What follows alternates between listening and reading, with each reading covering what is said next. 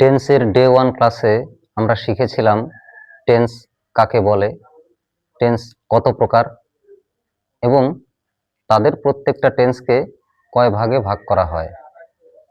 তো গত ক্লাসের কিছুটা বাকি অংশ রয়ে গিয়েছিল, সেই বাকি অংশটুকু আজ আমরা আলোচনা করব।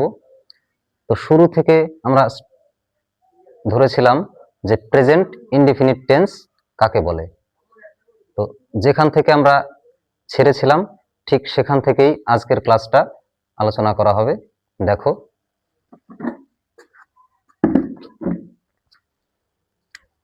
আমরা এই পর্যায়ে এসে থেমেছিলাম যে ভার্বের শেষে হয় এস বা ইএস যুক্ত করতে হয়। এবার আমাদের প্রশ্ন হলো কখন এস যুক্ত করব আর কখন ইএস যুক্ত করব। এখানে কিন্তু অনেকেই কনফিউশনে রয়েছে। তো আমরা আজকের ক্লাসে পুরোপুরি একেবারে ক্লিয়ারলি জেনে নেব।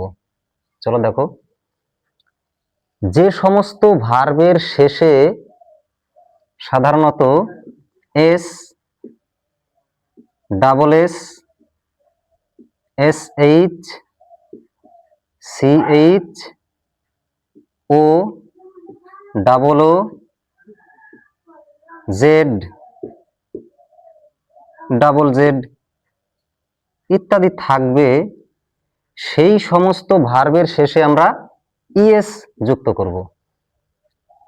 আবার বলি, যে সমস্ত ভার্বের শেষে সাধারণত S, double S, SH, CH ও double O, Z, double Z, সাধারণত ডাবল জেড থাকে না বেশিরভাগ ক্ষেত্রে। তো এই সমস্ত লেটারগুলো যখন থাকবে কোনো ভার্বের শেষে, তখন আমরা সেই ভার্বের সঙ্গে ইএস যুক্ত করব। উদাহরণস্বরূপ দেখো, গো, এই গো ভার্বের সঙ্গে যদি আমাদের এস অথবা ইএস যুক্ত করতে হয়, তখন আমরা এর শেষে ইএস যুক্ত করব। কেন? কারণ এখানে এই যে আমরা দেখতে পেলাম যে কোনো ভার্বের শেষে যদি এই সমস্ত লেটারগুলো থাকে, তখন আমরা সেই ভার্বের শেষে ইএস যুক্ত করব। আশা করি এই বিষয়টা বুঝতে পেরেছো।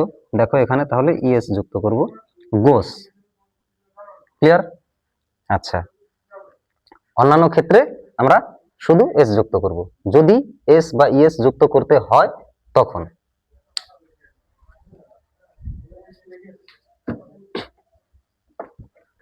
তো এখন আমরা কিছু এক্সাম্পলের মধ্যে দিয়ে জেনে নেব এই প্রেজেন্ট ইনডিফিনিট টেন্সটা।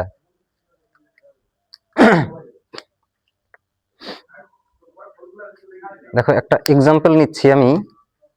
গত ক্লাসটা যদি তোমরা দেখে থাকো তাহলে এই ক্লাসটা খুব সুন্দরভাবে বুঝতে পারবে, কারণ গত ক্লাস যেখানে ছাড়া হয়েছিল তার পরের থেকেই কিন্তু আজকের এই ক্লাসটি, ডে 2। একটা এক্সাম্পল নিচ্ছি, দেখো,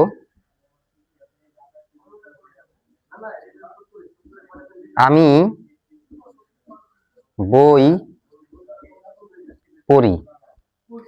তো এটা নিশ্চয়ই একটা প্রেজেন্ট ইনডিফিনিট টেন্সের উদাহরণের মধ্যে পড়ছে, কারণ সাধারণভাবে কোনো কাজ করা হলে বর্তমানে সেই বাক্যগুলোকে সাধারণত ভার্বের প্রেজেন্ট ইনডিফিনিট টেন্স বলা হয়। তাহলে আমি বই পড়ি এখানে সাধারণ একটা কথা। তো এটাকে আমরা কিভাবে ইংরেজিতে ট্রান্সলেট করব? আমাদের নিয়মটা নিশ্চয়ই মনে আছে, তাই না? নিয়মটা ছিল কি? Subject plus verb plus object, এবং বাকি অংশ ছিল সাবজেক্ট যদি থার্ড পারসন সিঙ্গুলার নাম্বার হয় তাহলে ভার্বের শেষে এস বা ইএস যুক্ত হবে। তাহলে প্রথমত আমরা এই রুলসটা মেনে তারপরে করব। দেখো কত সহজ। আমাদের কি লিখতে হবে? প্রথমে সাবজেক্ট, তাই না? তাহলে এই বাক্যের মধ্যে সাবজেক্টকে, এবার সাবজেক্ট কাকে বলে জানো? যে নিজে কোনো কাজ করে বা যারা নিজে কোনো কাজ করবে বাক্যের মধ্যে। তাহলে আমি, এই আমি বই পড়ি, তাহলে বই পড়া কাজটা কে করছে? আমি। তাহলে আমি সাবজেক্ট। এর ইংরেজি লিখতে হবে নিশ্চয়ই, বাংলা লিখলে তো হবে না, ইংরেজি আই। হলো। এবার সাবজেক্ট শেষ, এবারে দেখো লিখতে হবে আমাদের ভার্ব। এবার বাংলা বাক্যে ভার্ব আমরা সবার শেষে খুঁজে পাবো। ভালো করে শুনে নাও, বাংলা বাক্যে ভার্বকে আমরা খুঁজে পাবো কোথায়? সবার শেষে। তাহলে এর মূল ভার্বটা কি? পড়া। পড়ার ইংরেজি কি? রিড। তাহলে লিখি রিড, হলো। এবারে দেখো ভার্বের কাজ শেষ, এবার কি লিখতে হবে? অবজেক্ট। তো অবজেক্টটা যেন কিভাবে বের করতে হয়? ভার্বকে কি বা কাকে দিয়ে প্রশ্ন করে যদি উত্তর পাওয়া যায় তখন সেটাকে অবজেক্ট বলবো। তাহলে পড়া, পড়া কাজটা এই যে যদি প্রশ্ন করা হয় কি পড়ি, দেখো উত্তর পেয়ে যাচ্ছি বই পড়ি। তাহলে কাকে দিয়ে প্রশ্ন করতেই হলো না এখানে, তো যেহেতু কি দিয়ে প্রশ্ন করে উত্তর পেলাম বই, তাহলে এটা অবজেক্ট। তাহলে এর ইংরেজিটা লিখতে হবে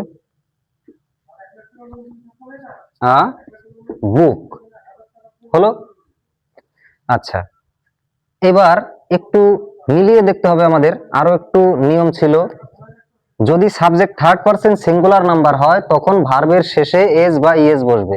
তো এবার তোমরা বলো তো দেখি, এই আই সাবজেক্ট নিশ্চয়ই, তাহলে এই সাবজেক্টটা কি থার্ড পারসন আছে?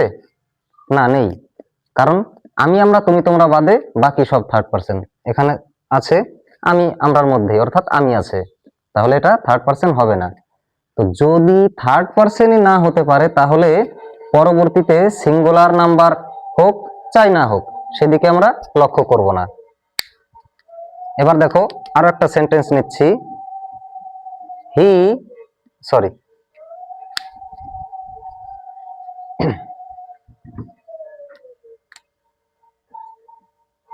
সে বাজারে যায়। এখানেও দেখো বাক্যটা প্রেজেন্ট ইনডেফিনিট টেন্সেরই। তাহলে এই বাক্যটাকে আমরা ইংরেজিতে করব কোন উপায়ে? এই যে প্রথমে লিখতে হচ্ছে আমাদের সাবজেক্ট, সাবজেক্টকে সে, সের ইংরেজি হি অর সি, এই দুটোর মধ্যে যে কোনো একটা লিখতে পারি। আশা করি তোমরা এটা অবশ্যই জানো সকলেই যে হি কখন বলা হয় আর সি কখন বলা হয়। হি দিয়ে বোঝানো হয় পুরুষদেরকে, সি দিয়ে বোঝানো হয় স্ত্রীদেরকে। তাহলে হি অর সি যে কোনো একটা দিলেই হবে। সাবজেক্ট হয়ে গেল, এবার কি লিখবো আমরা? ভার্ব। ভার্ব কোথায় যেন পাই? বাংলা বাক্যের শেষে। মূল ভার্বটা কি? যাওয়া। যাওয়ার ইংরেজি কি? গো, হলো।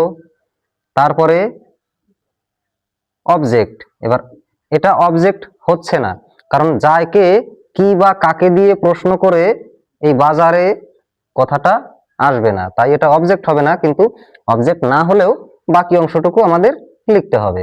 তাহলে এবার লিখবো। এবার যেহেতু বাজারে এই যে একটা একার যুক্ত শব্দ যে আছে, এর জন্য একটা প্রেপোজিশন বসাতে হবে আমাদের টু। বাজারে টু, এবার কি আছে? কোথায় যায়? বাজারে, মার্কেট। এই হলো, এটা তো হলো এই নিয়মে। এবার বাকি একটু নিয়ম আমাদের রয়ে গিয়েছে, সেটা কি জানো?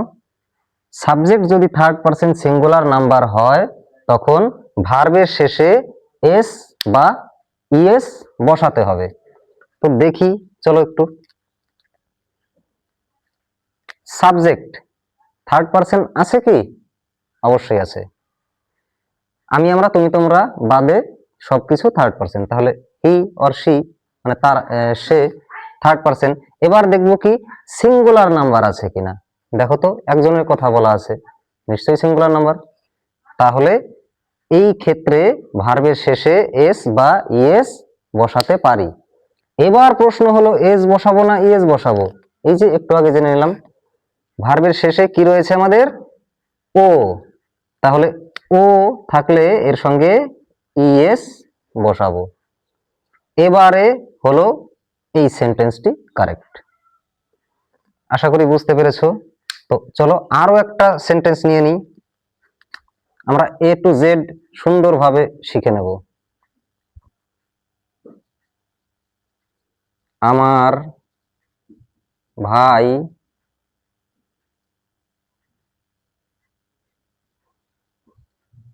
প্রতিদিন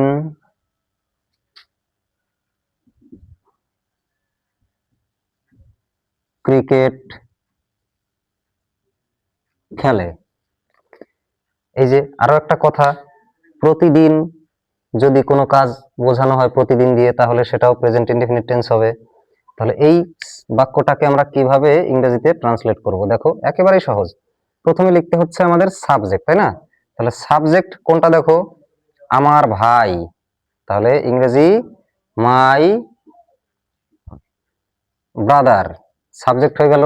এবার ভার্ব, ভার্ব কোথায় পাবো, শেষে, খেলে, মূল ভার্বটা কি, খেলা, ইংরেজি প্লে হলো। তারপর লিখতে হবে অবজেক্ট। এবার প্রশ্ন করে দেখি, খেলে কে, কি খেলে, ক্রিকেট, তাহলে এটা হবে অবজেক্ট, ক্রিকেট হলো। এইবার সাবজেক্ট ভার্ব অবজেক্ট হয়ে গেল। এবার বাকি অংশটুকু লিখে দেবো। প্রতিদিন, প্রতিদিনের ইংরেজি এভরিডে হতে পারে, ডেইলি হতে পারে, ঠিক আছে? তাহলে এই বাক্যটা শেষ হলো।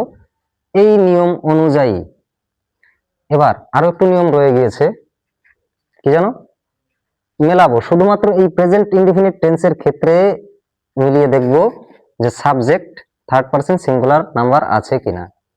তাহলে দেখো তো, মাই ব্রাদার, আমি আমরা তুমি তোমরা বাদে সবকিছু থার্ড পারসন। তাহলে মাই ব্রাদার আমার ভাই অবশ্যই থার্ড পারসন। এবার দেখো মাই ব্রাদার একজনের কথা বলা আছে, সিঙ্গুলার নাম্বার, তাহলে কি আমাদের শর্তানুযায়ী সাবজেক্ট থার্ড পারসনও রয়েছে এবং সিঙ্গুলার নাম্বারও রয়েছে। তাহলে অবশ্যই আমরা ভার্বের শেষে এস বা ইএস বসাতে পারি। ভার্ব কোনটা, প্লে, এর সঙ্গে এস অথবা ইএস বসাবো। এবার প্রশ্ন, এস বসাবো নাকি ইএস বসাবো, বলো দেখি। হ্যাঁ, এই এস বসাবো, কেননা আমরা একটু আগে শিখে নিয়েছি যে এস ইএস কখন বসাতে হয়, কারণ শেষে ওয়াই আছে, তাই এখানে এস বসাবো। এবারে এই বাক্যটিও কারেক্ট। আই হোপ সবাই ভালোভাবে বুঝতে পেরেছো। পরবর্তী ক্লাসের জন্য তৈরি থাকো।